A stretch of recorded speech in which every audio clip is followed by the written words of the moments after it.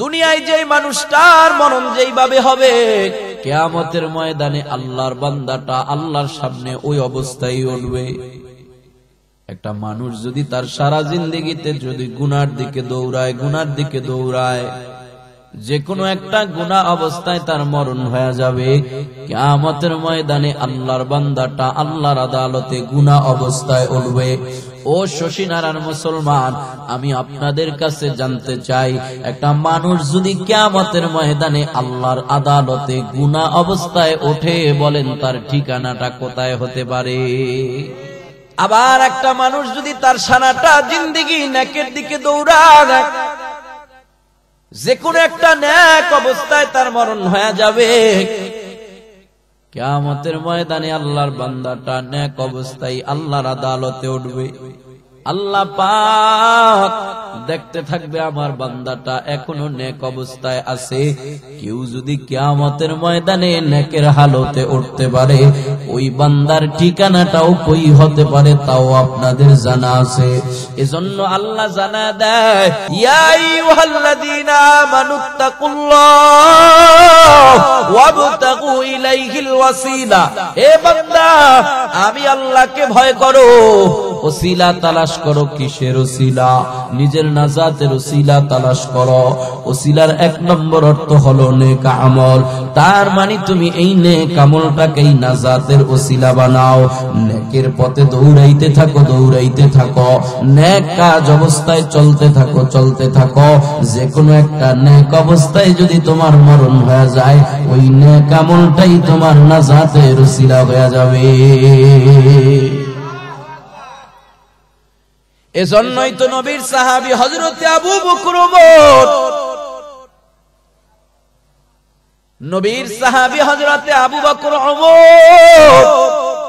জান্নাতের সার্টিফিকেট পায়াও দুইজন সারাটা জিন্দেগি শুধু নেকের প্রতিযোগিতা করেছে। কে কার চাইতে কত বেশি নেকের প্রতিযোগিতা, নেক আমল করতে পারে, এই প্রতিযোগিতা লাগাইছে। নবীর একজন সাহাবী নিজের নাজাতের উসিলার জন্য একটা বাহানা তালাশ করে নিয়েছে। নবীর ইন্তেকালের পূর্ব মুহূর্তে আমার নবীর শরীরটা যখন একেবারে খারাপ হয়ে যায়, নবী আমার নিজের পায়ের উপরে ভালো করে ভর করে দাঁড়াইতে পারে না। এমন সময় চাচাতো ভাই ফজল ইবনে আব্বাসকে ডেকে বলে, ফজল, আমার একটু মসজিদে নববীর সামনে ধরে নিয়ে চলে যাও, আমি একটু মদিনার মানুষের সাথে কথাবার্তা বলবো। নবীর চাচাতো ভাই ফজল ইবনে আব্বাস নিজের কাঁধের মধ্যে ভর করাইয়া আমার নবীকে ওই জান্নাতুল ওই মসজিদে নববীর সামনে নিয়ে দাঁড় করায়া দিছে।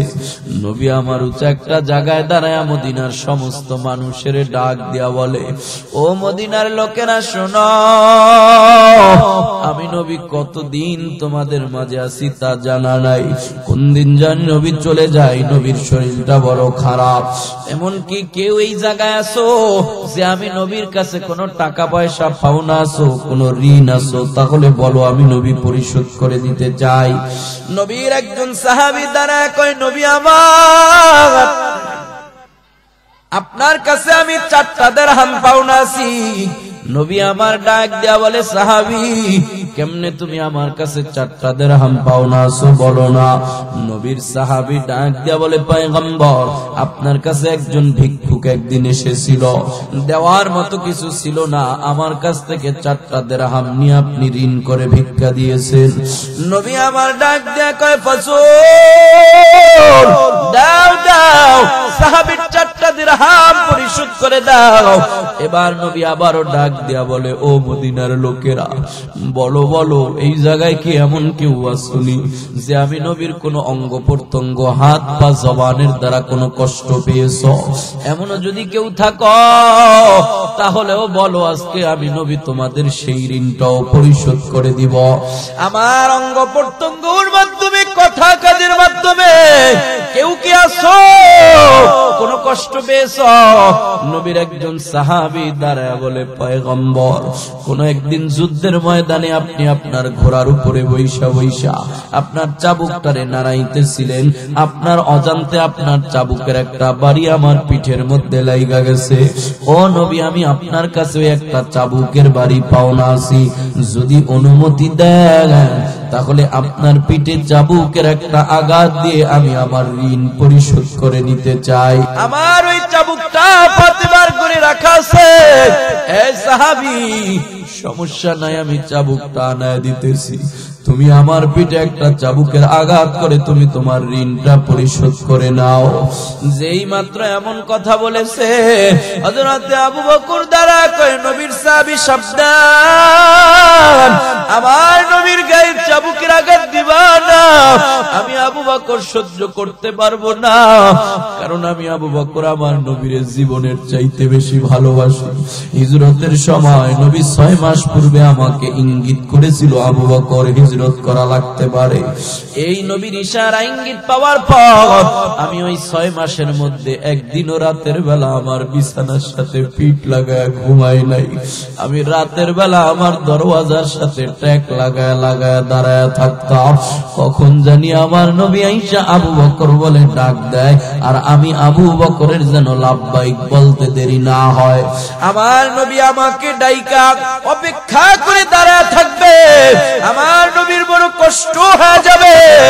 এতটুকু কষ্ট যে আবু বকর নবীর সহ্য করতে পারে না, ওই আবু বকরের সামনে আজকে আমার নবীর বেত্রাঘাত করতে পারবা না।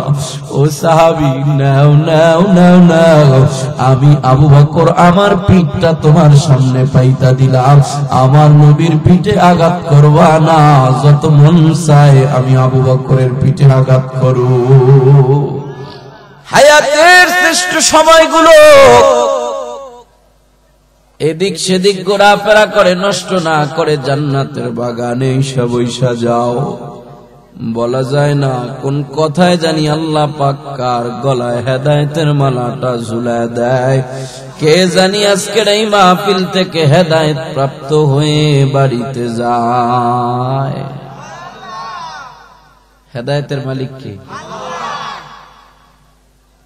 দুনিয়ার কোন মানুষের কাছে হেদায়েতের চাবিকাঠি আছে নাকি? কোন বক্তা পারবে হেদায়েত দিতে? পয়গম্বরের প্রিয় চাচা আবু তালিবের পাশে বসে বসে নবী আমার মৃত্যুর সময় বারবার বারবার বলতেছে, চাচা আমার যথেষ্ট ভালো আপনি আমাকে বেসেছেন গো চাচা, এখন যদি কালিমা না নিয়ে আপনি দুনিয়া থেকে বিদায় নেন আমি নবী বড় কষ্ট পাবো। ও চাচা আমার, যখন কেউ ছিল না, অভিভাবক বলতে কেউ আমার আপন ছিল না, ওই সময় পাহাড়ের মতো আপনি আমার সামনে দাঁড়ায়া মক্কার কুরাইশের মানুষের বিপক্ষে আপনি আমারে সাপোর্ট দিয়েছেন গো চাচা। এখন মৃত্যুর শয্যায় শুয়ে পড়েছেন চাচা, একটা বার আপনি কালিমাটা পড়ে নেন, একবার শুধু কালিমা পড়েন, বাকিটা আমি আল্লাহ পাকের কাছে বুঝে নিব। চাচা ডাক দেয়া কয়, বাতিজা তুমি যে আল্লাহর পক্ষ থেকে সত্য নবী এটা আমি বিশ্বাস করি, তবে কালিমাটা পড়তে পারবো না, কারণ যদি এখন শেষ সময় কালিমা পড়ি আমার সাথের লোকেরা বলবো শেষ সময় বাতিজার কালিমা গ্রহণ করে, বাতিজার ধর্ম গ্রহণ করে বাপদাদার ধর্মতে চুনকালি লাগায় দিছে, অতএব এই কথা আমি শুনতে রাজি না, কালিমাও পড়তে পারবো না। আমি কালিমা পড়তে পারবো না। নবী আমার চাচারে ডাক দিয়া বলে, চাচা আমি আল্লাহর পক্ষ থেকে সত্য নবী এটা আপনি মানেন? এ চাচা, আমারে মোহাব্বত করলেই কাম হবে না, আমার ভালোবাসা যদি অন্তরে থাকে সাথে ঈমানটাও থাকতে হবে রে চাচা। ঈমান না নিয়ে যদি কবরে যান তাহলে আমি কিছুই করতে পারবো না। পুরা কালিমাটা পড়ার দরকার নাই, এ চাচা অর্ধেকটা কালিমা পড়েন, শুধু লা ইলাহা ইল্লাল্লাহ পড়েন, মুহাম্মাদুর রাসূলুল্লাহ পড়ার দরকার নাই। লা ইলাহা ইল্লাল্লাহটা পড়ে নেন, বাকিটা কিয়ামতের ময়দানে আমি আল্লাহর কাছে বুঝে নেব, আল্লাহর কাছে আপনার ব্যাপারে সুপারিশ করব। চাচা ডাক দিয়া কয়, বাতিজা না না, আমি তোমার এই কালিমা পড়তে পারবো না, যেইটা পুরা পড়বো না ওটা অর্ধেকও পড়বো না। এ বাতিজা, আমি তোমার এই কালিমাটা পড়তে পারবো না, অর্ধেকও যদি তোমার এই কালিমা পড়ি, আমার সাথের লোকেরা আমারে মরার পরে বড় তিরস্কার করব, নিন্দা করব। তাদের নিন্দা শুনতে রাজি না। এ বাতিজা, তোমার ব্যাপারে আমার কোনো দ্বিমত নাই, তবে কালিমাটা আমি মুখে উচ্চারণ করতে পারবো না। নবী আমার ডাক দেয়া কয়, চাচা দুনিয়ার কাউরে আমি জানাবো না যে আপনি কালিমা পড়েছেন। নবী আমার কানটা চাচার মুখের সামনে দিয়া দিছে। নেন নেন, ও চাচা, একবার আস্তে করে মৃদু আওয়াজে শুধু আমার কানে বলেন লা ইলাহা ইল্লাল্লাহ, বাকিটা কিয়ামতের ময়দানে আল্লাহর সাথে আমি বুঝে নেব। একবার ছোট আওয়াজে পড়ে নেন, দুনিয়ার কাউরে আমি জানাবো না, কারো কাছেও বলবো না রে চাচা। চাচা ডাক দিয়া কয়, না না, যেটা জোরে পড়বো না ওটা আস্তেও পড়বো না। আল্লাহ পাক আয়াত নাযিল করে দেয়, ইন্নাকা লা তাহদি মান আহবাবতা ওয়ালাকিন্নাল্লাহা ইয়াহদি মান ইয়াশা।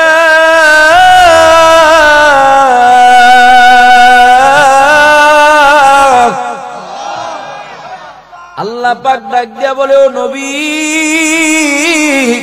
না না, আপনার চাচার কপালে হেদায়েত নাই, হেদায়েত নাই। আপনি চাইলেই জোর করে তারে হেদায়েত দিতে পারবেন না, কারণ যেই বান্দাটা হেদায়েতের পথে চলতে চায় না, হেদায়েতের পথে চলার তৌফিক চায় না, আমি আল্লাহ তারে হেদায়েত দেই না। ওয়াল্লাযীনা জাহাদু ফীনা লানাহদিয়ান্নাহুম সুবুলানা ওয়া ইন্নাল্লাহা লামাআল মুহসিনিন।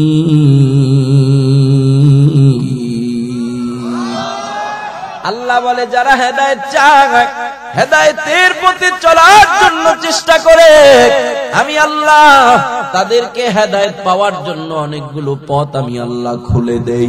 যে বান্দাটা হেদায়েতের পথে চলতে চায় না, আমি আল্লাহ তারে জোর করে হেদায়েত দিব না। ও নবী, আপনি ব্যর্থ চেষ্টা করে লাভ নাই, চাচাকে আর কালিমার তালকিন দিয়া লাভ নাই, কারণ চাচার ভিতরে কালিমার হেদায়েতের চাহাত নাই, পিপাসা নাই। অতএব আমি আল্লাহ তাকে হেদায়েত দিব না, যেহেতু আপনি চাইলেই তারে হেদায়েত দিতে পারবেন না, কারণ হেদায়েতের মালিক জোরে বলেন কে? ইয়া ইলাহি তু মেরা মাবুদ হ্যায়, ইয়া ইলাহি তু মেরা মাশুক হ্যায়। আল্লাহ আল্লাহ क्या मुबारक नाम है, আল্লাহ আল্লাহ মুমিনু কা শান হয়। আওয়াজ করে বলা যাবে কি আল্লাহু আকবার। তাহলে হেদায়েতের মালিক কে? দুনিয়ার কোন বক্তা, দুনিয়ার কোন পীর, দুনিয়ার কোন মুফতি? হেদায়েতের মালিক একমাত্র কে?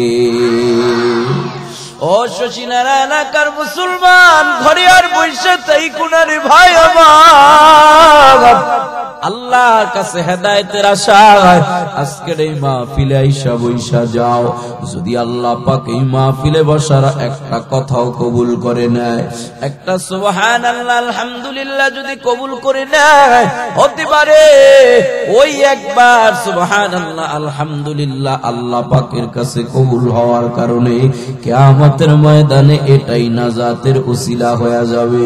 তবে আপনাদের কপাল বড় ভালো, আজকের এই ময়দান থেকে যদি কেউ একটা কথা বাড়িতে নাও নিয়ে যাইতে পারে, কমপক্ষে আল্লাহ পাক আপনাদের এক একজনের আমলনামায় বসার কারণে কমপক্ষে 50,000 নেকি দান করব। শুধু কি তাই রে ভাই আমার, মাহফিলে বসে যে বান্দাগুলো আল্লাহ পাকের শুকরিয়া আদায় করেছে, যারা যারা আলহামদুলিল্লাহ বলেছেন, নবী আমার বলে আলহামদুলিল্লাহ বলনেওয়ালা মানুষগুলার নাম হলো আল হামিদুন। কিয়ামতের ময়দানে সর্বপ্রথম যেই মানুষগুলারে ডেকে ডেকে জান্নাত দিয়া দিব আল্লাহ পাক, প্রথম শ্রেণীর যারা জান্নাতি হয়ে যাবে তাদের নাম হলো আল হামিদুন। আল হামিদুন কারা? নবী আমার জানা দেয় আল্লাযীনা ইয়াহমাদুনাল্লাহা ফিস সাররাই ওয়াদ দাররা, যেই মানুষগুলো শীতে হোক গরমে হোক, ঠান্ডায় হোক গরমে হোক, সুখে হোক দুঃখে হোক, দুনিয়াতে সব সময় যারা আল্লাহ পাকের শুকরিয়া আদায় করে আলহামদুলিল্লাহ বলে, ওই মানুষগুলা কি আল্লাহ পাক কিয়ামতের ময়দানে প্রথম শ্রেণীর জান্নাতি বানায় দিব। আয় বেরাদার জান্নাতো দারুল বাকা বকৌলে রব্বে খালিদিনা ফিহা মুদ্দতে উমরে কে দর জান্নাত বাওয়া কইবা উকবা দাখিলে দোজখ বাওয়াত। মোহাব্বতে জবান খুলে বলেন না আল্লাহু আকবার। তাহলে মাহফিলে আইসা লাভ হইল না রাসূল? ঠকলাম না জিতলাম? অনেক পণ্ডিত আছে দেখবেন চায়ের দোকানে বৈশা বৈশা গলাবাজি করবো, আরে ডাকাততে হুজুর আইছে তাতে কি হইছে, বরিশালতে হুজুর আইছে তাতে কি হইছে, ও আজকে আমরা কম জানি নাকি? ও আজকে আমরা কম জানি? হুজুররা কি ওয়াজ করবে এটা আমরা জানি। কইব 5 ওয়াক্ত নামাজ পড়তে, সৎ পথে চলতে, সত্য কথা বলতে, এগুলো তো আমরা জানিই। সব ওয়াজ জানার পরেও দুনিয়ার সব আকামের মধ্যে তারে পাওয়া যায়, আছে না নাই? জানার পরে জানার কোন শেষ আছে? হ্যাঁ, বড়র বড় আছে না নাই? আল্লাহ আমাদেরকে সহি বুঝার তৌফিক দান করুক, বলেন আমিন। মুহতারাম হাজিরিন, আমি আপনাদের সামনে কোরআনুল কারীমের একখানা আয়াতে কারিমা তেলাওয়াত করেছি। রাসূলের অসংখ্য হাদিস থেকে ছোট্ট একখানা হাদিসের টুকরা তেলাওয়াত করেছি। আয়াত আর হাদিসের সমন্বয়ে একেবারেই স্বল্প সময় কথা বলবো আপনাদের ধৈর্য অনুযায়ী। যদি আল্লাহ তৌফিক দান করে আর আপনারা যদি ধৈর্য সহকারে শোনেন, আপনারা কি শুনতে রাজি আছেন? মোটামুটি বাড়ির থেকে কি নিয়ত করে আইছেন? কতক্ষণ বয়ান শুনবেন? হ্যাঁ, খাইছে খাইছে এলাকার মানুষের কলিজা দিয়ে এত বড়, সারা রাত বলে বয়ান শুনবো। আসলে সারা রাত বয়ান হইলে আপনারা শুনবেন? কি হুজুর কি কয়নি? আচ্ছা দেখি তো সারা রাত বয়ান শোনার নিয়ত আছে কার কার? হাত উঠান তো।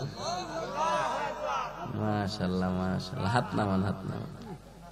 আসলে সারা রাত বয়ান হবে না, তবে মুমিনেরা ভালো কাজের নিয়ত করার সাথে সাথে আল্লাহ পাক নেকি দিয়া দেয়। এই হিসাবে যারা সারা রাত্র বয়ান শোনার নিয়তে হাত উঠাইছেন, অলরেডি আপনাদের আমল নামায় সারা রাত্র বয়ান শোনার সওয়াব চলে আসছে। মাঝখান দিয়া দেখলাম অনেকে আবার হাত উঠায় নাই, চালাকি করছে, ভাবছে আগে আগে যাইব, এখন মনে মনে কইস কি একটা লস হইল, হাতটা উঠাইলেই সওয়াব হইতো।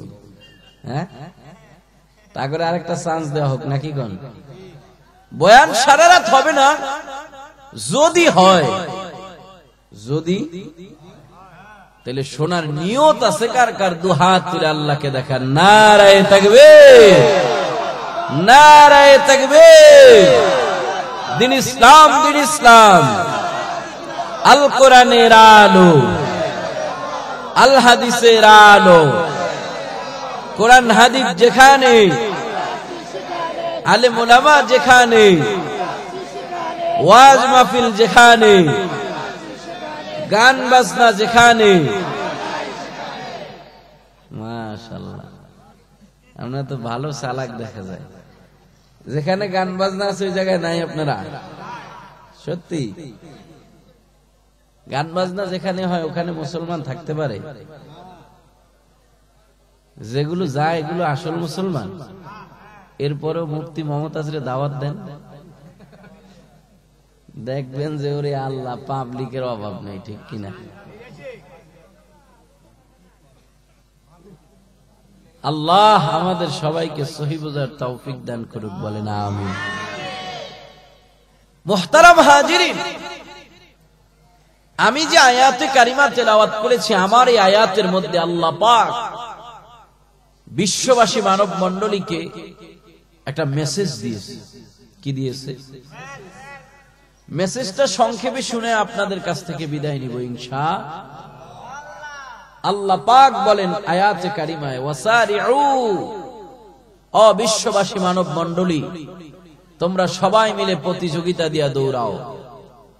সবাই মিলে প্রতিযোগিতা দিয়া, আপনারা মনে হয় আমার ভাষা বোঝেন না,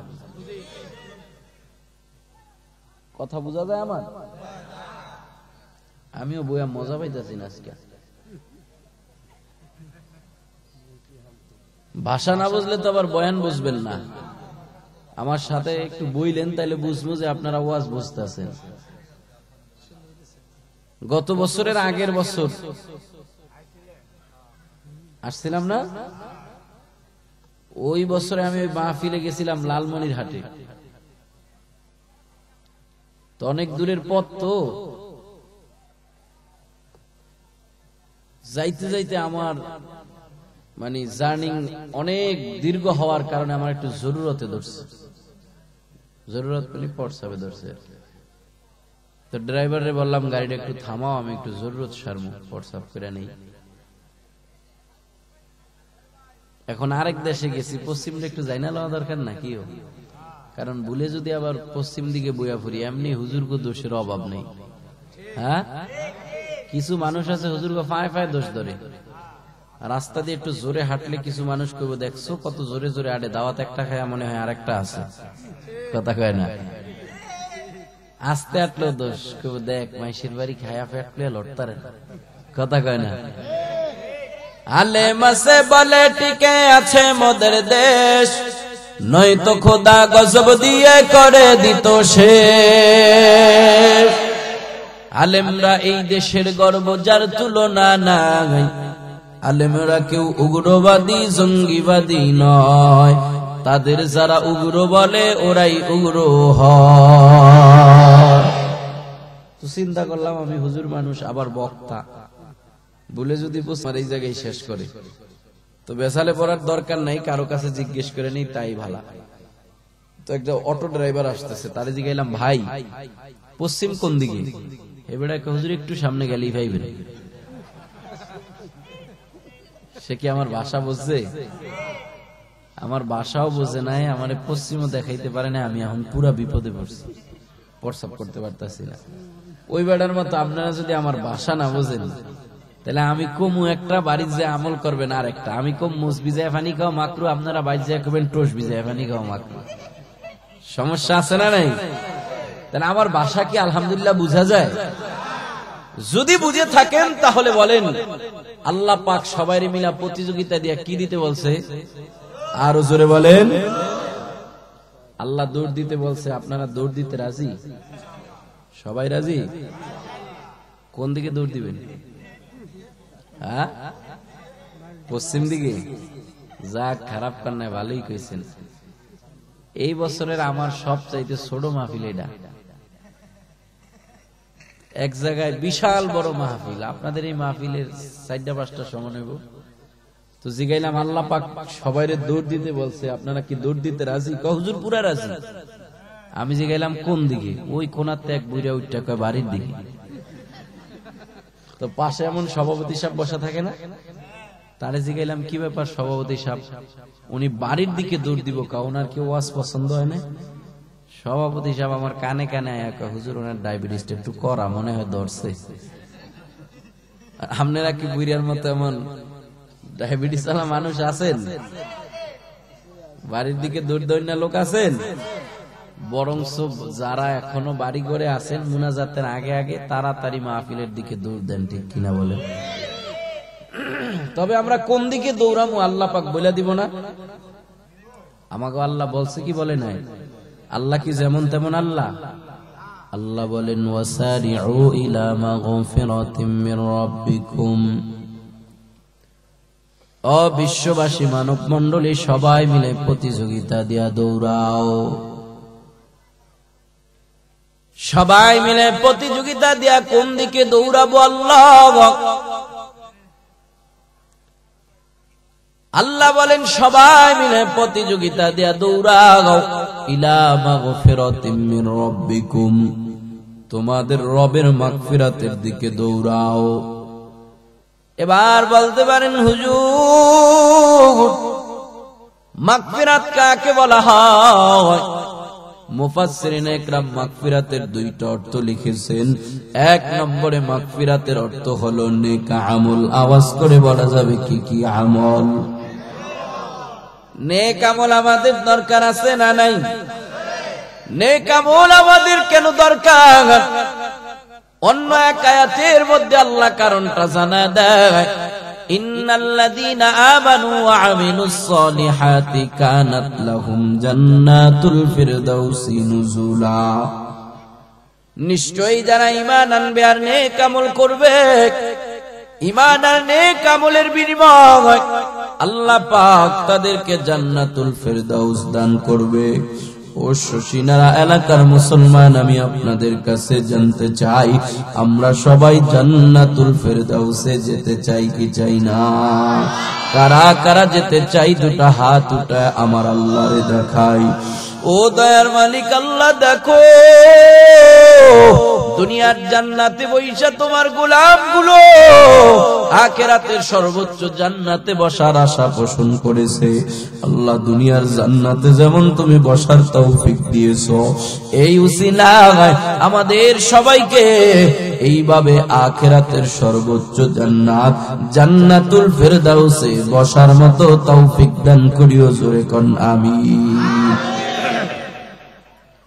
আল্লাহও জানে আপনারা জান্নাতুল ফিরদাউসে যেতে চান, তবে জান্নাতুল ফিরদাউস পাওয়ার জন্য দুইটা জিনিস দরকার। এক নম্বরে ঈমান, দুই নম্বরে নেক আমল। এক নম্বরে কি? ঈমান আমাদের আছে না নাই? যদিও একটু দুর্বল, ঠিক কিনা?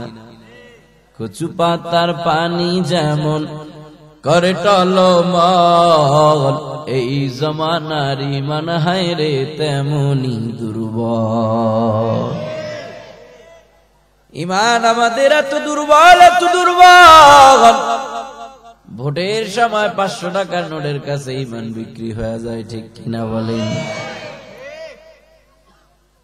ঈমান আমাদের মজবুত করা দরকার। ওই জান্নাতুল ফিরদাউস পাওয়ার জন্য মজবুত ঈমানের দরকার। যেমন ঈমান ছিল সাহাবায়ে কেরামের, এজন্য আল্লাহ পাক বলে আমিনু কামা আমানান নাস, তোমরা ঈমান আনো সাহাবীদের মতো ঈমান আনো। সাহাবীরা যেমন ঈমান এনেছে, তাদের যেমন মজবুত ঈমান ছিল, ওইভাবে মজবুত ঈমান আনো। সাহাবীদের ঈমান কত মজবুত! ওই সাহাবীদের ঈমানের সামনে দুনিয়াটা একেবারেই তুচ্ছ ছিল। ঈমানের মোকাবেলায় দুনিয়াতে আর কিছু ছিল না। তাদের সবার প্রথমে ছিল ঈমান, সবার প্রথমে ছিল আল্লাহ, আল্লাহর রাসূল। আল্লাহ আর আল্লাহর রাসূলের জন্য তারা জীবনটা পর্যন্ত কোরবান করে দিতে রাজি। রাসূলের ছোট্ট সাহাবী হযরত আবু তালহা রাদিয়াল্লাহু তাআলা আনহু, ছোট সময় তালহার বাবা রাসূলের দরবারে তালহাকে নিয়ে যায়।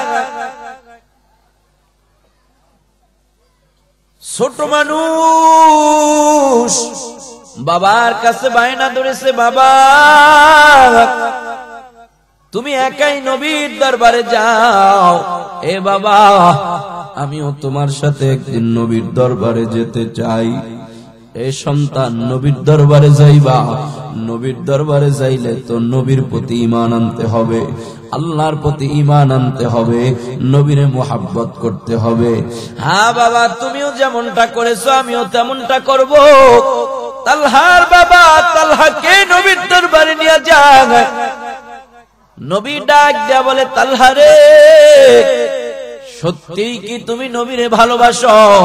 হ্যাঁ পয়গম্বর, আমি নবীরে সব জিনিসের চাইতে ভালোবাসি। আমার নবীও হাদিসে জানায় দেয়, লা ইউমিনু আহাদুকুম হাত্তা আকুনা আহাব্বা ইলাইহি মিন ওয়ালিদিহি ওয়া ওয়ালাদিহি ওয়ান নাসি আজমাইন। যতক্ষণ পর্যন্ত কোন মুসলমান তার পিতা মাতা সন্তান সন্তানাদি এমনকি দুনিয়ার সব কিছুর চাইতে আমার নবীরে বেশি মোহাব্বত না করবে, ততক্ষণ সে পূর্ণ ইমানদার হতে পারে না। হযরতে তালহা ছোট মানুষ, নতুন ঈমান এনেছে, ঈমানের কি পাওয়ার! নবী আমার ডাক দিয়া কয়, তালহা রে, তুমি কি সত্যিই মজবুত ঈমানদার হয়ে গেছো? হ্যাঁ হ্যাঁ নবী, সত্যি ঈমানদার হয়ে গেছি। আমি নবীরে সবচাইতে বেশি ভালোবাসো? হ্যাঁ, আপনি নবীরে সব জিনিসের চাইতে বেশি ভালোবাসি, এমনকি আমার পিতা মাতা সব জিনিসের চাইতে বেশি ভালোবাসি। নবী আমার ডাক দেয়া বলে, তালহা রে, আমি নবীকে একটু পরীক্ষা করে দেখব। তালহা ডাক দেয়া বলে, নবী আমার, দেখেন আপনি তালহাকে পরীক্ষা করে দেখেন, তালহার ঈমানের কত পাওয়ার, তালহার ঈমানের কত পাওয়ার আপনি পরীক্ষা করে দেখতে পারেন। নবী আমার ডাক দিয়া কয়, ও তালহা, তাহলে আমি তোমাকে পরীক্ষা করে দেখতে চাই। হ্যাঁ নবী, আপনি আমাকে পরীক্ষা করে দেখেন। নবী তালহার হাতে একটা তরবারি উঠা দিয়া ডাক দেয়া বলে, তালহা, সত্যি যদি নবীকে বেশি ভালোবাসো তাহলে যাও যাও যাও, এই তরবারি নিয়ে এখনই যা তুমি নবীর ওয়ার্ডার মানার জন্য ঈমান পরীক্ষা করতেছি, তোমার ঈমানের মজবুতির পরীক্ষা দেওয়ার জন্য। আমি নবীর এই মুহূর্তে আদেশ হলো, এই তরবারি নিয়ে তোমার বাবার গর্দানটা উড়ে দিবা, তোমার বাবার কল্লাটা দ্বিখণ্ডিত করে দিবা। নবী আমার বলতে দেরি, হযরতে তালহা নবীর কথা শুনে ঈমানের মজবুতি পরীক্ষা দেওয়ার জন্য, ঈমানের মজবুতি প্রমাণ করার জন্য, নবীর ভালোবাসা প্রমাণ করার জন্য ছোট্ট মানুষ হযরতে তালহা নবীর তরবারিটা নিয়ে তালহার বাবার দিকে একটা দৌড় দেয়। নবীর কথা মেনে এবার বাবার কল্লাটা উড়া দিব। নবী আমার ডাক দিয়া কয়, তালহা থামো, না না না, বাবার গর্দান উড়াইতে হবে না। আমি নবী গর্দান উড়ানো আসলে উদ্দেশ্য না, আমি নবী তোমার ঈমান পরীক্ষা করতে চেয়েছি, নবীর প্রতি মোহাব্বত পরীক্ষা করতে চেয়েছি। আমি নবী প্রমাণ পেয়ে গেছি, তুমি যে সত্যি সত্যি ঈমান তোমার মজবুত, নবীকে সব কিছুর চাইতে বেশি ভালোবাসো, প্রমাণ হয়ে গেছে। নবীর সাহাবী ছোট্ট মানুষ, নবীরে কি পরিমাণ ভালোবাসছে, ঈমান কত মজবুত। নবী অর্ডার দিতে দেরি, তালহা তরবারি নিয়ে নিজের আপন বাবারে হত্যা করতে দৌড়াইতে দেরি নেই। তালহা কিছুদিন পরে হঠাৎ করে ইন্তেকালের পূর্ব মুহূর্তে তালহার শরীরের ভিতরে জ্বর আইসা যায়। রাতের বেলা তালহার শরীরে প্রচন্ড জ্বর, তালহার শরীরের মধ্যে জ্বর আইসা যায়। তালহা আমারে ডাক দেয়া কয়, আম্মা জান, আমার মন বলতেছে রাতের বেলায় মনে হয় আমার শেষ বিদায়। ও আম্মা জান, আর মনে হয় আমি বাঁচবো না, আজকে রাতেই মনে হয় আমার মরণ হয়ে যাবে, রাতেই মনে হয় আমি ইন্তেকাল করব। তবে আম্মা জান, আব্বা জান, আপনাদের কাছে আমার অনুরোধ, আমার নবী, আমি তালহারে বড় ভালোবাসি, আমার মরণের খবরটা শুনলে আমার নবী রাতের বেলায় আমি তালহারে দেখতে চলে আসবে। ও আব্বা জান, রাতের বেলায় যদি আমার মরণ হয়ে যায়, আমার নবীরে খবর দিবেন না, আমার নবীরে আমার মরণের কথাটা জানাবেন না। রাতের বেলায় আপনারা আমাকে দাফন কাফন করে ফেলবেন, তবে আমার নবীরে জানাইবেন না, আমার নবীরে আসতে বলবেন না। তালহার বাবা ডাক দিয়া কই, তালহা রে, নবী তোমাকে যথেষ্ট পরিমাণ ভালোবাসে, যদি তোমার মরণের খবর নবীরে না দেয় রাতের বেলা খবর না দিলে দিনের বেলাও তো নবী আমার জানতে পারবো, তখন তো আমারে রাগাইবো, বলো কেন তোমার নবীরে আসতে বলবো না? তালহা চোখের পানি সাইরা দিয়া কয়, আব্বা জান, আমার বাড়ি থেকে নবীর বাড়ি প্রায় মাঝখানে 2-3 মাইলের জায়গা। রাতের বেলায় যদি আমার নবীর কানে আমার মৃত্যুর সংবাদটা পৌঁছায়া যায়, তাহলে আমার নবী আমার মোহাব্বতে রাতের বেলায় চলে আসবো। আর আমার মনে বড় ভয়, রাতের বেলায় যদি আমার নবী এই অন্ধকার পথে রওনা হয়, না জানি কাফের মুশরিকেরা আমার চতুর্দিকে আমার নবীর দুশমন, না জানি কোন দুশমন আমার নবীরে কি করে, না জানি আমার নবীরে হত্যা করে ফেলে, না জানি আমার নবীর গায়ে আঘাত করে। আমি চাই না আমি তালহার কারণে আমার নবী কষ্ট পাক, আমার নবীর গায়ে আঘাত আসুক, আমার নবীর কোনো কষ্ট হোক। আমি চাই না আমার নবী যদি আমারে নাও আসে, তারপরে দোয়া দিল আমার জন্য যথেষ্ট হবে। অতএব আমার নবীরে খবর দিও না রাতের বেলা আমার নবী যাতে না আসতে হয়। যেমন কথা তেমন কাজ, রাতের বেলায় ছোট তালহা দুনিয়া থেকে বিদায় হয়ে যায়। তালহাটা দুনিয়া থেকে চির বিদায়। তালহা ডাক দেয়া বলে, বাবা আমার নবীরে জানায়ও না। ওই তালহার বিদায় হয়ে যাওয়ার পর তালহার বাবা একাই তালহারে দাফন কাফনের ব্যবস্থা করে দুনিয়া থেকে বিদায় দিয়া দেয়, শেষ বিদায় দিয়া দেয়। তালহার বাবা কাউকে জানায় না। সকালবেলা মসজিদে নববীতে নামাজ পড়তে যাওয়ার পর আমার নবী ডাক দিয়া কয়, তালহার বাবা তুমি একা কেন আসছো? আমার তালহা কোথায়? আমার তালহাও তো ফজরের নামাজ পড়তে আসার কথা। ও তালহার বাবা, তালহা কোথায়? তালহা কেন আসে নাই? তালহার বাবা চোখের পানি চাইরা দিয়া কয়, নবী আপনার তালহা আর কোনদিন মসজিদে নববীতে আসবে না, আপনার তালহা আর কোনদিন নামাজের কাতারে আসবে না, আপনার তালহা আর কোনদিন আপনার সামনে বসবে না। নবী আমার ডাক দেয়া কয়, ও তালহার বাবা এমন কথা কেন বলো? বলো না আমার তালহার কি হয়েছে? তালহার বাবা চোখের পানি চাইরা কয়, নবী গত রাত্রে আপনার আদরের তালহাটা দুনিয়া থেকে চিরবিদায় হয়ে যায়। নবী আমার চোখের পানি চাইরা কয়, রে তালহার বাবা রাতের বেলা আমার তালহা বিদায়, ওই রাতের অন্ধকারই আমার তালহারে দাফন কাফন কইরা দিছো, তো আমি নবীরে কেন জানাও না? আমি নবী আমার তালহার জানাজায় অংশগ্রহণ করতাম। তালহার বাবা চোখের পানি ছাড়ে আর কয়, ও পয়গম্বর আপনার তালহাই আপনাকে যেতে নিষেধ করেছে, আপনার তালহাই জানাজায় উপস্থিত হতে আপনাকে নিষেধ করেছে, আপনারে জানাইতে নিষেধ করেছে। তালহার বাবাকে নবী আমার ডাক দিয়া বলে, তালহার বাবা বলো আমার তালহা কেন আমাকে রাতের বেলা জানাইতে নিষেধ করেছে? তালহার বাবা ডাক দিয়া কয়, নবী আবার আপনার তালহার ভিতরে আপনি নবীর মহব্বতে তো বেশি, আপনার তালহা চিন্তা করেছে রাতের বেলায় যদি আপনি তালহার জানাজায় যান, রাতের বেলায় যদি আপনি তালহার জানাজায় অংশগ্রহণ করতে যান, এই রাতের গভীরে কোন শত্রু না জানি আবার আপনার উপরে আঘাত করে, না জানি আপনাকে হত্যা করে ফেলে। তালহা এজন্য বলছে, বাবা আমার নবীরে রাতের বেলা জানাইবা না, আমার নবীর যেন রাতের বেলা আসতে না হয়। আমার নবী রাতের বেলা আসলে আমি তালহা চাই না, আমি তালহার কারণে আমার নবীর কোনো ক্ষতি হোক, আমি তালহার কারণে আবার বাবা কোনো আমার নবী কোনো কষ্ট পাক, এজন্য আপনার তালহা রাতের বেলা আপনাকে জানাইতে নিষেধ করেছে।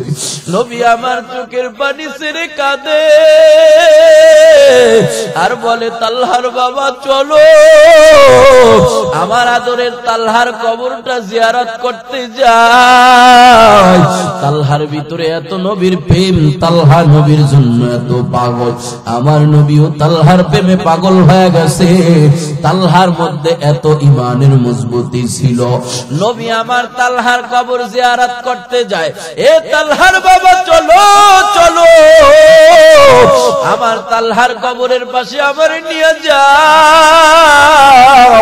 নবী আমার তালহার কবরের পাশে দৌড়া যায়, তালহার কবরের পাশে দাঁড়ায় কবর জিয়ারত করে আর আল্লাহর কাছে দোয়া করে, আল্লাহুম্মা আলকি তালহাতা, ও আল্লাহ আপনি তালহার সাথে সাক্ষাৎ করেন। নবীদের দোয়া হলো কবুল, নবীদের দোয়া কোনো মিস নাই। নবীরা দোয়া করতে দেরি, আল্লাহর কাছে দোয়া কবুল হতে দেরি নাই। ওই কবুল দোয়াওয়ালা নবী তালহার কবরের পাশে দাঁড়াইয়া আল্লাহর কাছে দোয়া করে, আল্লাহ আপনি আমার তালহার সাথে সাক্ষাৎ করেন গো আল্লাহ। এমন অবস্থায় সাক্ষাৎ করবেন আপনি তালহাকে দেখে মুস্কি হাসি দিবেন, আমার তালহাও আপনাকে দেখে মুস্কি হাসি দিব। আপনিও তালহার প্রতি খুশি থাকবেন, আপনার প্রতিও তালহা খুশি থাকবো। আর আপনাদের এই দৃশ্যটা দেখে আমি নবীও খুশি হয়ে যাব। আশিকারা মিল্লাত মাযহাব জুদা, আশিকারা মিল্লাত মাযহাব খুদা, মিয়ানে আশিক মাশুক রঞ্জিজ, কিরামান কাতিমিন রাহম খবর নিজ। আওয়াজ করে বলা যাবে কি আল্লাহু আকবার। ওই তালহার ঈমান কত মজবুত, ওই তালহার মতো ঈমান বানানোর জন্য আল্লাহ বলেছে আমিনু কামা আমানান নাস। ওই তালহার মতো মজবুত ঈমান বানাও। ওই তালহার মতো মজবুত ঈমান আর নেক আমল যদি তোমার থাকে তাহলে তোমার জন্য জান্নাতুল ফেরদাউস। এবার বুঝে থাকলে বলেন জান্নাতুল ফেরদাউস পাওয়ার জন্য কয়টা জিনিসের দরকার? 1 নম্বরে ঈমান, 2 নম্বরে নেক আমল। ঈমান আমাদের দুর্বল হলেও আছে, তবে শক্তিশালী করতে হবে। এখন আমাদের দরকার নেক আমলের। আল্লাহ বলে ওয়াসারিউ ইলা মাগফিরাতিম মির রাব্বিকুম। এ বিশ্ববাসী মানব মণ্ডলী, এ শশীনারা এলাকার মুসলমান, যেহেতু সবাই জান্নাতুল ফেরদাউস চাও, ওই জান্নাতুল ফেরদাউসের জন্য 2টা জিনিস দরকার, ঈমান আর নেক আমল। ঈমান তোমার আছে, এবার নেক আমলের দরকার। আর যার যেটা দরকার সে ওটার দিকেই দৌড়ায়। আল্লাহ বলে তোমার যেহেতু নেক আমলের দরকার, এবার সবাই মিলে প্রতিযোগিতা দিয়া দৌড়াও, নেক আমলের দিকে দৌড়াও। কোন দিকে? কোন দিকে? আরো জোরে বলেন, কি আমলের দিকে? শশীনারায়ণ মানুষ, আমি জানি না এতদিন কে কোন দিকে দৌড়াইছে, কে কোন দিকে দৌড়াইছেন আমি জানি না। যুবক ভাই আমার, কম পথে তুমি দৌড়াও না। কুয়াকাটা, কক্সবাজার, সমুদ্র সৈকত, সিলেট, জাফলং, কত পিকনিকের পথে তুমি দৌড়াইছো। তোমার ঘরের পাশে মালিকের ঘর, সেই মালিকের ঘর বাইতুল নূর মসজিদে তুমি এখনো দৌড়াও না, এখনো মালিকের ঘরের পথ তুমি চিনো না। কত বৃদ্ধ মানুষ আছে সন্ধ্যাবেলা চায়ের দোকানে যায়, একদিনও চা খাওয়া মিস হয় না, কিন্তু আল্লাহর ঘরে 5 ওয়াক্ত নামাজে দৌড়াইতে পারে না। এখনো আল্লাহর পথের দিকে দৌড়ান না, এখনো নেকের পথে দৌড়ান না। 5 ওয়াক্ত নামাজে এখনো আপনি মসজিদের দিকে দৌড়ান না, এখনো ফজর না পড়ে আপনি ঘুমান। কে জানে জোহরের সময় আপনার জানাজা হয়ে যাইতে পারে। পারে কি পারে না? কেমন করে ঘুমাও তুমি, কেমন করে ঘুমাও তুমি, ফজর করে কাজা।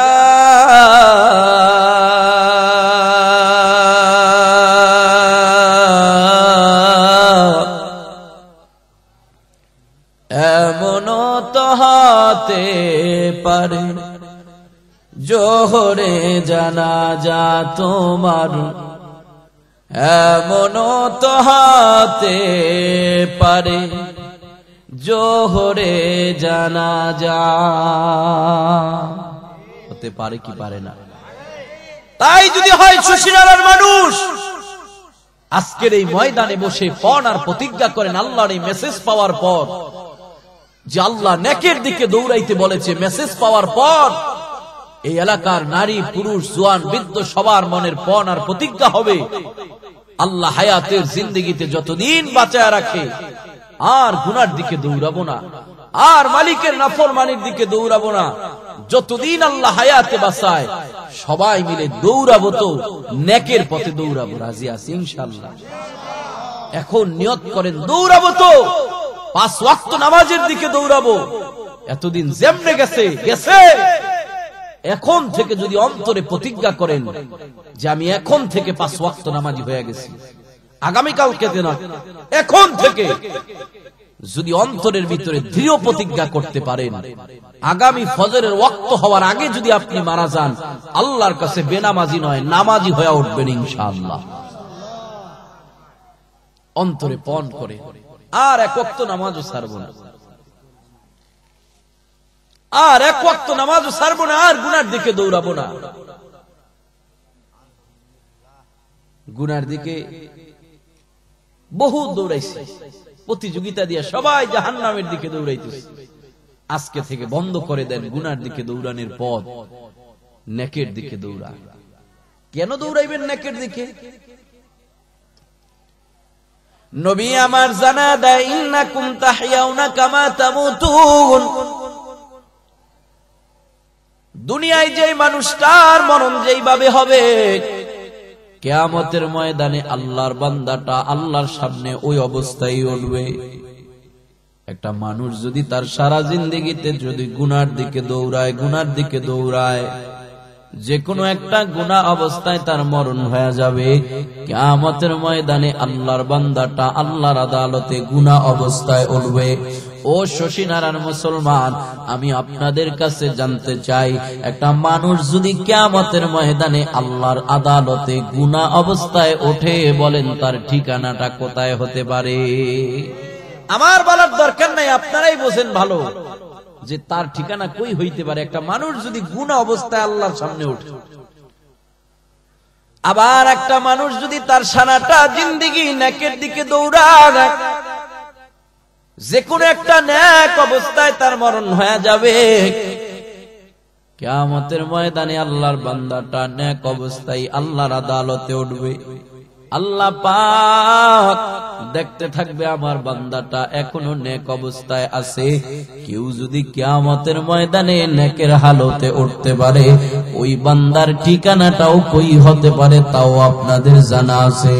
এজন্য আল্লাহ জানা দেয়, ইয়া আইয়ুহান নাসুত্তাকু, ইয়া আইয়ুহাল্লাযীনা আমানুত্তাকুল্লাহ ওয়াবতাগু ইলাইহিল ওয়াসিলা। এ বান্দা, আমি আল্লাহকে ভয় করো, ওসিলা তালাশ করো। কিসের ওসিলা? নিজের নাজাতের ওসিলা তালাশ করো। ওসিলার 1 নম্বর অর্থ হলো নেক আমল। তার মানে তুমি এই নেক আমলটাকেই নাজাতের ওসিলা বানাও। নেকের পথে দৌড়াইতে থাকো, দৌড়াইতে থাকো, নেক কাজ অবস্থায় চলতে থাকো, চলতে থাকো। যে কোনো একটা নেক অবস্থায় যদি তোমার মরণ হয়ে যায়, ওই নেক আমলটাই তোমার নাজাতের ওসিলা হয়ে যাবে। এজন্যই তো নবীর সাহাবী হযরত আবু বকর ওমর, নবীর সাহাবী হযরত আবু বকর ওমর জান্নাতের সার্টিফিকেট পায়াও 2 জন সারাটা জিন্দেগি শুধু নেকের প্রতিযোগিতা করেছে। কে কার চাইতে কত বেশি নেকের প্রতিযোগিতা, নেক আমল করতে পারে, এই প্রতিযোগিতা লাগাইছে। নবীর একজন সাহাবী নিজের নাজাতের উসিলার জন্য একটা বাহানা তালাশ করে নিয়েছে। নবীর ইন্তেকালের পূর্ব মুহূর্তে আমার নবীর শরীরটা যখন একেবারে খারাপ হয়ে যায়, নবী আমার নিজের পায়ের উপরে ভালো করে ভর করে দাঁড়াইতে পারে না। এমন সময় চাচাতো ভাই ফজল ইবনে আব্বাসকে ডেকে বলে, ফজল, আমার একটু মসজিদে নববীর সামনে ধরে নিয়ে চলে যাও, আমি একটু মদিনার মানুষের সাথে কথাবার্তা বলবো। নবীর চাচাতো ভাই ফজল ইবনে আব্বাস নিজের কাঁধের মধ্যে ভর করাইয়া আমার নবীকে ওই জান্নাতুল ওই মসজিদে নববীর সামনে নিয়ে দাঁড় করায়া দিছে। নবী আমার উঁচা একটা জায়গায় দাঁড়ায়া মদিনার সমস্ত মানুষের ডাক দিয়া বলে, ও মদিনার লোকেরা শোনো, আমি নবী কতদিন তোমাদের মাঝে আছি তা জানা নাই। কোন দিন জানি নবী চলে যায়, নবীর শরীরটা বড় খারাপ। এমনকি কেউ এই জায়গায় আসো যে আমি নবীর কাছে কোনো টাকা পয়সা পাওনা আসো, কোনো ঋণ আসো, তাহলে বলো, আমি নবী পরিশোধ করে দিতে চাই। নবীর একজন সাহাবী দাঁড়ায় কয়, নবী আমার, আপনার কাছে আমি 4টা দিরহাম পাওনা আছি। নবী আমার ডাক দেয়া বলে, সাহাবী কেমনে তুমি আমার কাছে 4টা দিরহাম পাওনা আছো বলো না। নবীর সাহাবী ডাক দেয়া বলে, পয়গম্বর আপনার কাছে একজন ভিক্ষুক একদিন এসেছিল, দেওয়ার মতো কিছু ছিল না, আমার কাছ থেকে 4টা দিরহাম নিয়ে আপনি ঋণ করে ভিক্ষা দিয়েছেন। নবী আমার ডাক দেয়া কয়, ফজল দাও দাও, সাহাবীর 4টা দিরহাম পরিশোধ করে দাও। এবার নবী আবারও ডাক দেয়া বলে, ও মদিনার লোকেরা বলো বলো, এই জায়গায় কি এমন কেউ আসুনি যে আমি নবীর কোন অঙ্গ প্রত্যঙ্গ, হাত বা জবানের দ্বারা কোনো কষ্ট পেয়েছ? এমনও যদি কেউ থাকো তাহলেও বলো, আজকে আমি নবী তোমাদের সেই ঋণটাও পরিশোধ করে দিব। আমার অঙ্গ প্রত্যঙ্গের মাধ্যমে, কথা কাজের মাধ্যমে কেউ কি আসো কোন কষ্ট পেয়েছ? নবীর একজন সাহাবী দাঁড়ায় বলে, পয়গম্বর কোন একদিন যুদ্ধের ময়দানে আপনি আপনার ঘোড়ার উপরে বৈশা বৈশা আপনার চাবুকটারে নাড়াইতেছিলেন, আপনার অজান্তে আপনার চাবুকের একটা বাড়ি আমার পিঠের মধ্যে লাইগা গেছে। ও নবী, আমি আপনার কাছে একটা চাবুকের বাড়ি পাওনা আছি, যদি অনুমতি দেন তাহলে আপনার পিঠে চাবুকের একটা আঘাত দিয়ে আমি আমার ঋণ পরিশোধ করে নিতে চাই। সাহাবী আমার ওই চাবুকটা প্রতিবার করে রাখা আছে। এই সাহাবী সমস্যা নাই, আমি চাবুকটা আনায় দিতেছি, তুমি আমার পিঠে একটা চাবুকের আঘাত করে তুমি তোমার ঋণটা পরিশোধ করে নাও। যেই মাত্র এমন কথা বলেছে, হযরত আবু বকর দ্বারা কয়, নবীর সাহাবী সাবধান, আমার নবীর গায়ে চাবুকের আঘাত দিবা না, আমি আবু বকর সহ্য করতে পারবো না, কারণ আমি আবু বকর আমার নবীর জীবনের চাইতে বেশি ভালোবাসি। হিজরতের সময় নবী 6 মাস পূর্বে আমাকে ইঙ্গিত করেছিল আবু বকর হিজরত করা লাগতে পারে।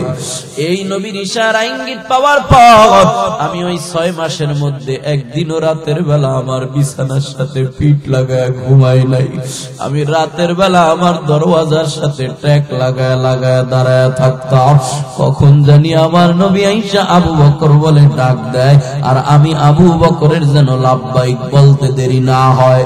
আমার নবী আমাকে ডাইকা অপেক্ষা করে দাঁড়ায় থাকবে, আমার নবীর বড় কষ্ট হয়ে যাবে, এতটুকু কষ্ট যে আবু বকর নবীর সহ্য করতে পারে না, ওই আবু বকরের সামনে আজকে আমার নবীর বেত্রাঘাত করতে পারবা না। ও সাহাবী নাও নাও নাও নাও, আমি আবু বকর আমার পিঠটা তোমার সামনে পাইতা দিলাম, আমার নবীর পিঠে আঘাত করবা না, যত মন চায় আমি আবু বকরের পিঠে আঘাত করো। নবীর সাহাবী ওমর ডাক দিয়ে কই, নবীর সাহাবী সাবধান, ওমরের তরবারি মুসলমানের বিরুদ্ধে কোনোদিন দাঁড়ায় না, তবে যদি তুমি আমার নবীর গায়ে আঘাত করার দুঃসাহস দেখাও, আমি ওমরের তরবারি জায়গায় থাকবে না, তোমার কল্লা কিন্তু মাথার সাথে থাকবে না, গায়ের সাথে থাকবে না। মন যদি চায় আমি ওমর ও আবু বকরের মতো পিঠ পাইতা দিলাম। নাও নাও, আমি ওমরের গায়ে আঘাত করে তুমি তোমার প্রতিশোধ নিয়ে নাও, তারপরেও আমার রহমতের নবী দয়ার নবীর গায়ে আঘাত করবা না। আমি আবু ওমরও সহ্য করতে পারবো না। নবী আমার ডাক দেখো, আবু বকর ওমর পাগলামি করো না, এটা হুকুকুল ইবাদ, বান্দার মামলা, বান্দার হকের মামলা, এখানে কোনো সহজতা নাই। সাহাবীর প্রতিশোধ সাহাবীকে পরিশোধ করে নিতে দাও। নবী আমার চাচাতো ভাই ফজল ইবনে আব্বাসকে ডেকে বলে, ফজল যাও যাও, হযরতে ফাতেমার ঘরে আমার চাবুকটা রাখা আছে, ওই ফাতেমার ঘর থেকে চাবুকটাই না সাহাবীর কাছে উঠায়া দাও।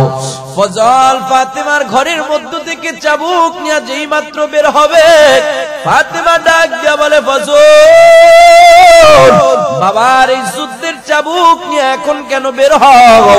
আমার বাবার শরীরটা তো বড় খারাপ, বাবা আমার পায়ের উপরে ভালো করে ভর করে হাঁটতেও পারে না, এই সময় তো বাবা আমার যুদ্ধে যাওয়ার কথা না। ও ফজল, তাহলে বাবার চাবুক নিয়ে কেন তুমি ঘর থেকে বের হও? ফজল চোখের পানি ছেড়ে বলে, ফাতেমা আজকে এই চাবুক দিয়া তোমার বাবা কোনো কাফের মুশরিকের বিরুদ্ধে যুদ্ধ করবে না, বরঞ্চ তোমার বাবার চাবুক দিয়া তোমার বাবার সাহাবী তোমার বাবার গায়ে আঘাত করে তার ঋণ পরিশোধ করে নিব। এমন কথা শোনার পর হযরতে ফাতেমা মাথায় যেন আসমান ভেঙে পড়েছে। ফাতেমা চিৎকারের আওয়াজ দিয়া বলে, ফজল এটা তুমি কি শুনাইলা? আমার এতিম বাবাটারে অসুস্থ অবস্থায় কে আবার মারবো? আমার এই বাবাটারে কাফের মুশরিকেরা কম মারা মারে নাই। আমার বাবা বড় এতিম, আমার বাবা কেমন এতিম জানো?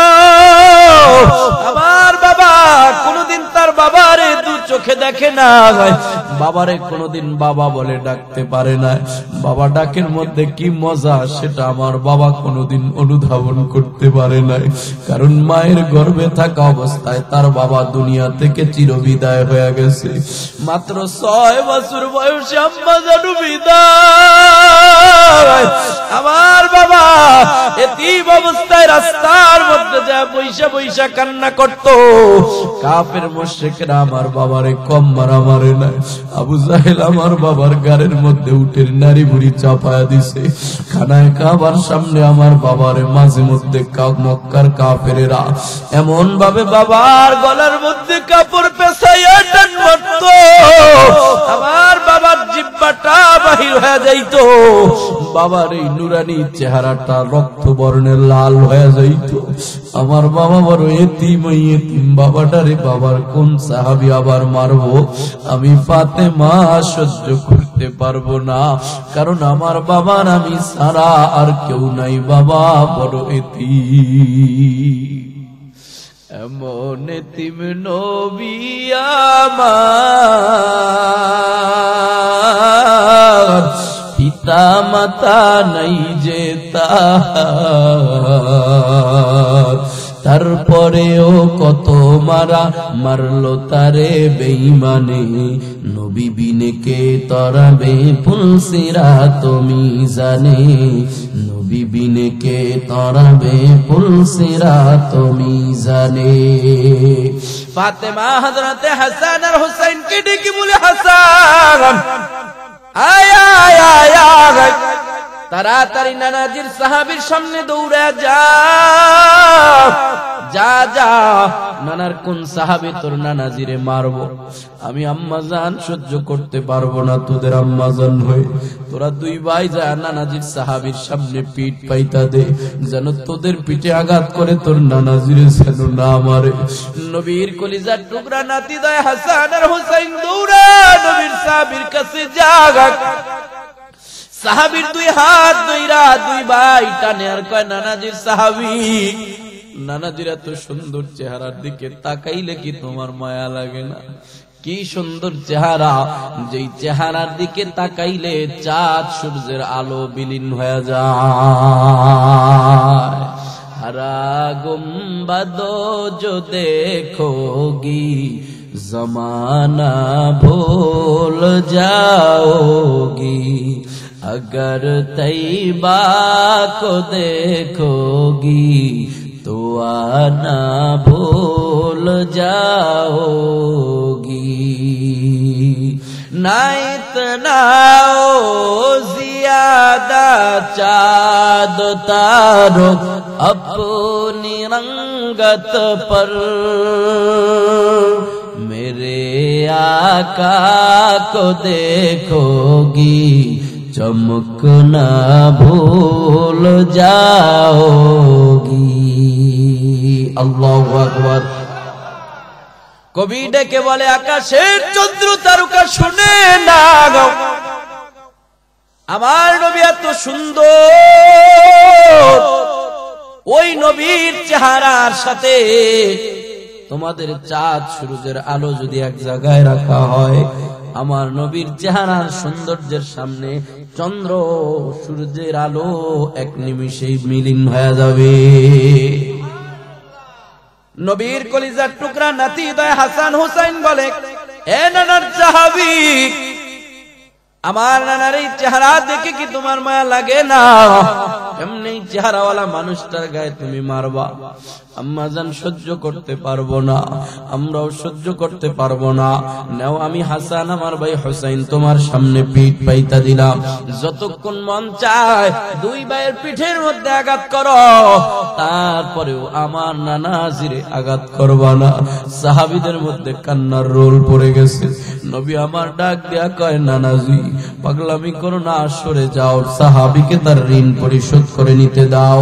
নবী ডাক দেয়া বলে ফজল দাও দাও, সাহাবীর হাতে চাবুকটা ধরা দাও। ফজল যেই মাত্র সাহাবীর হাতে চাবুক ধরা দেয়, নবীর সাহাবী চাবুক নিয়ে আটি আটি পা পা করে নবীর পিছনে এসে দাঁড়াইছে। সাহাবীদের ভিতরে কান্নার রোল পড়ে গেছে। আমার নবীর কাফের মুশরিকেরা আমাদের অগোচরে আঘাত করছে, তাই সহ্য করতে পারি নাই। আজকে বুঝি আমাদের সামনে আমাদের এক ভাই আমার নবীর আঘাত করবো, কেমনে রে ছায়া ছায়া দেখা থাকবো, সহ্য করে থাকবো। সাহাবীদের ভিতরে কান্নার রোল। আবু বকর কাঁদে, ওমর কাঁদে। নবীর পিছনে সাহাবী আয়েশা দাঁড়াইছে চাবুক নিয়া। আয়েশা বলে নবী গো আপনি যখন আমাকে আঘাত করেছিলেন আমার পিঠটা একেবারে খালি ছিল, কোনো কাপড় ছিল না। ও নবী আপনার পিঠের মধ্যে জুব্বা দেখা যায়, ওই জুব্বার উপরে যদি আঘাত করি প্রতিশোধটা সমান সমান হবে না। নবী পিঠের জুব্বাটা উঠায়া দিলে আঘাত করলে সমান সমান হইতো। নবী আমার পিঠের জুব্বাটা উঠায়া দেয়। আবু বকর ডাক দেয়া বলে রে নিষ্ঠুর, যেই মানুষের গায়ে মশা মাছি বসা হারাম ওই মানুষের জুব্বাটা উঠায় বুঝি তারপরে খালি গায়ে আঘাত করবা? একটু কি মায়া লাগে না? যেই মাত্র নবী আমার নিজের শরীর থেকে তার জুব্বাটা উঠাইয়া পিঠটারে খালি করে দিছে, অমনি ভাবে নবীর সাহাবী হাতের থেকে চাবুকটা ফালাইয়া নিজের শরীরটার সাথে নবীর শরীরটারে লাগাইয়া আমার নবীরে জড়ায়া দইরা নিজের শরীরটারে নবীর শরীরের সাথে মাখামাখি করতেছে। নবীর ঘাড়ের উপরে একটা মোহরে নবুয়তের চিহ্ন আছে, ওই মোহরে নবুয়তের উপরে চুমু লাগায়া দিছে। নবীর সাহাবী এবার চাবুক ছাইরা নবীর পা ধইরা জড়া বলে নবী আমার কেমনে আপনি ভাবলেন আপনার সাহাবী আপনার গায়ে আঘাত করব? যেই মুহূর্তে আপনি প্রতিশোধ নেওয়ার সুযোগ দিয়েছেন গো পয়গম্বর, ওই সময় আমি মনে মনে আমার নাজাতের একটা উসিলা বানানোর জন্য এই ফন্দিটা এঁকে ফেলেছি।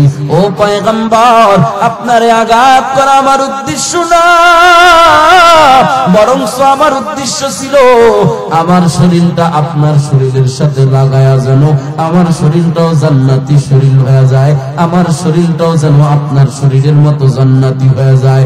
নবী আমার চোখের পানি চাইরা কয় সাহাবী নিজের নাজাতের জন্য এমন একটা উসিলাই তুমি খুঁজে নিয়েছো, যেই উসিলাটা 100% গ্যারান্টি ওয়ালা।